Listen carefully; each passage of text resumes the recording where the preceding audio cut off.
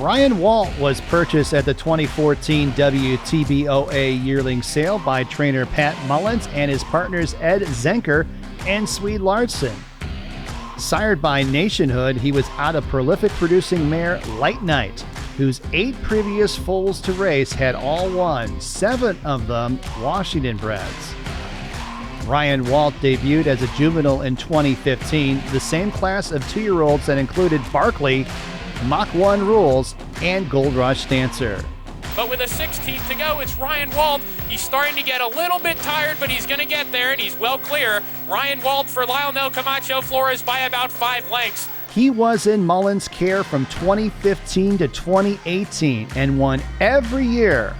After a claim in 2018, Ryan Walt went to the Candy Kreidemann barn, and Dan Brock was often aboard for morning gallops. He was actually pretty tough to gallop. He was an old veteran, and I'm an old veteran, so we kind of hooked up, and so he had a little respect for me. But if on a younger rider, maybe less experienced, he was going to be a handful for him because he was kind of just a real racehorse, Leah Hendrickson and family were looking for a horse for their Enumclaw property. They went to a local auction, and her husband suggested how much to spend.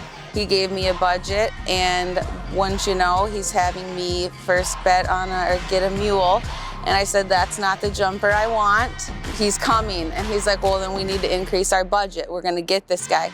So he came out late, and I had to bypass so many horses, and I was on the edge of my seat, but I knew I wanted Ryan Walt. He came out, just the biggest heart on his forehead, and I was like, you are mine. As Dan Brock alluded to, Ryan Walt is all thoroughbred, and daughter Lucy would have to wait a while before riding him.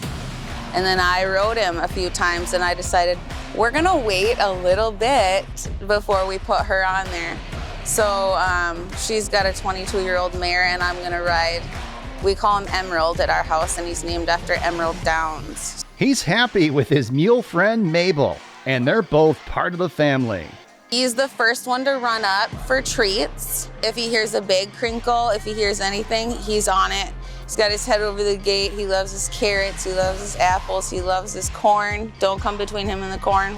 Leah Hendrickson is committed to Emerald and his future with her family.